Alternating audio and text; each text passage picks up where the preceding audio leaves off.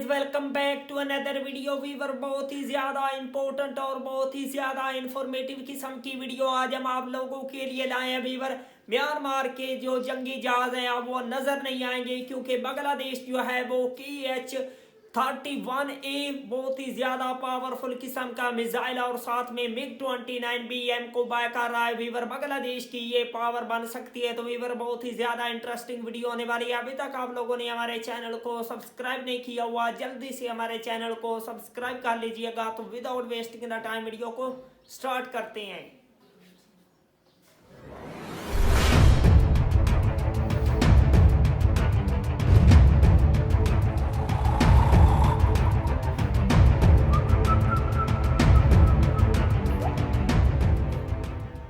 আসসালামু আলাইকুম ভিউয়ার্স, আপনারা অলরেডি জেনে থাকবেন বাংলাদেশ এয়ারফোর্স অতি সম্প্রতি ডিজিটিপি মারফত ঘোষণা করেছে রাশিয়ার কাছ থেকে KH-31A অ্যান্টিশিপ মিসাইল কিনবে। বাংলাদেশ আর্ম ফোর্সগুলোর মধ্যে শুধুমাত্র নেভির কাছে অ্যান্টিশিপ মিসাইল থাকলেও সেগুলো শিপ লঞ্চড মিসাইল। তাই এতদিন আমাদের কাছে কোনো maritime strike capable air launched ক্ষমতা সম্পন্ন হেলিকপ্টার বা ফাইটার জেট কিংবা কোনো এয়ার লঞ্চড অ্যান্টিশিপ মিসাইল ছিল না। তাই ম্যারিটাইম স্ট্রাইক ক্যাপেবিলিটি নিয়ে দেশের সামরিক বিশ্লেষকরা ছিলেন খুবই তৎপর।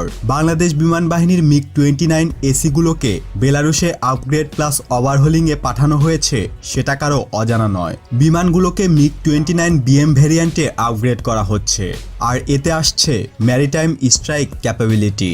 ম্যারিটাইম স্ট্রাইকের জন্য Russian KH-31 supersonic antiship missile বসানোর জন্য বিমান বাহিনীর MiG-29 আপগ্রেশন এবং ওভারহোলিং টেন্ডারে সেটা উল্লেখ করা ছিল, যা গত 8 মাস আগেই একটি ভিডিওতে আপনাদের আপডেট দিয়েছিলাম। চলুন দেখে আসি ভিডিওর সেই ক্লিপটি।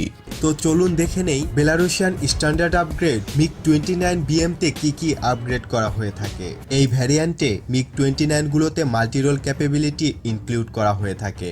একই সাথে ম্যারিটাইম স্ট্রাইক রোলের জন্য KH-31A KH-35 অ্যান্টিশিপ মিসাইলও বহন করতে পারবে, যা বাংলাদেশ বিমান বাহিনীর জন্য খুবই দরকারি। তো এরই ধারাবাহিকতায় রাশিয়া থেকে KH-31 কেনার জন্য টেন্ডার ছেড়েছে বাংলাদেশ বিমান বাহিনী। সুপারসনিক এই মিসাইলগুলোর রেঞ্জ 103 কিলোমিটার।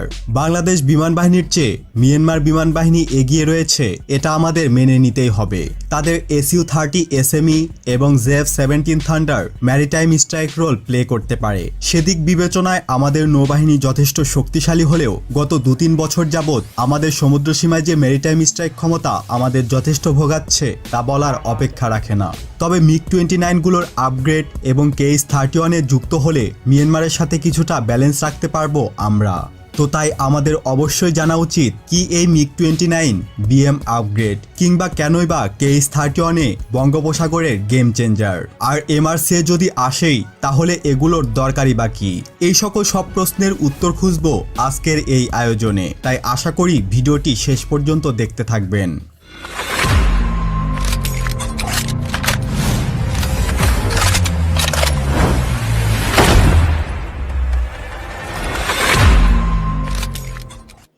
বাংলাদেশ এয়ারফোর্সের বহরে MiG-29 যুক্ত হয় 2000 সালে। দুঃখজনক হলেও সত্য, গত 20 বছর অবধি আজ পর্যন্ত আমাদের বিমান বাহিনীতে কোনো মাল্টিরোল জেট ফাইটার যুক্ত হয়নি।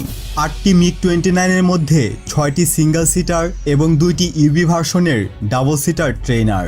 গত বছর কয়েক দফা MiG-29 আপগ্রেড প্লাস ওভারহোলিং এর টেন্ডার দেওয়া হয়েছিল আর সেই অনুসারে বেলারুশ এই টেন্ডার জিতে নেয়। বেলারুশের নিজস্ব ফ্যাসিলিটিতে MiG-29 যুদ্ধবিমানকে বেলারুশিয়ান স্ট্যান্ডার্ড আপগ্রেড MiG-29BM অর্থাৎ বেলারুশিয়ান মডিফাইডে রূপান্তর করা হয়ে থাকে।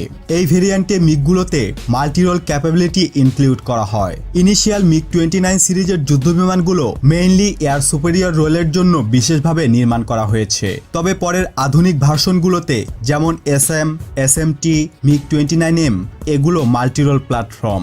যেহেতু আমাদের MiG-29 গুলো ইনিশিয়াল ভার্সনের মধ্যেই পড়ে সেহেতু এগুলো এয়ার সুপিরিয়র ফাইটার। তবে আপগ্রেডের মাধ্যমে এগুলো মাল্টিরোল হিসাবে ব্যবহার করা যাবে। এছাড়া বিমানগুলোতে নতুন অ্যাভিওনিক্সও বসানো হয়েছে যেগুলো এয়ার টু গ্রাউন্ড মিশনেও ব্যবহার করা করা যাবে।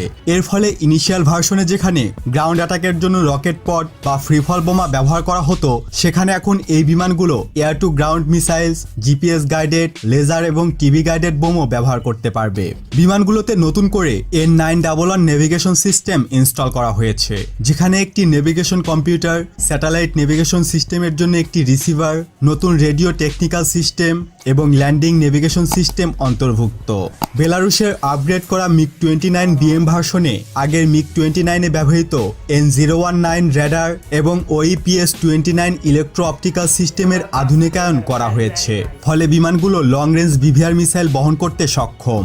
আপনারা জানেন, বাংলাদেশ বিমান বাহিনীর অন্যতম একটি উইক পয়েন্ট ছিল মেরিটাইম স্ট্রাইকে দুর্বলতা। MiG-29 গুলোর আপগ্রেড হয়ে গেলে MiG-29 BM গুলো মেরিটাইম স্ট্রাইক রোল প্লে করতে পারবে। আর নতুন কেনা রাশিয়ার তৈরি KH-31 অ্যান্টিশিপ মিসাইল হতে পারে বঙ্গোপসাগরে গেম চেঞ্জার, যার রেঞ্জ সর্বোচ্চ 103 কিলোমিটার। এই ভিডিওতে দেখতে পাচ্ছেন Su-34 বিমান থেকে KH-31 অ্যান্টিশিপ মিসাইল ফায়ারিং এবং সফলভাবে নেভাল টার্গেট ধ্বংস করার একটি ফুটেজ।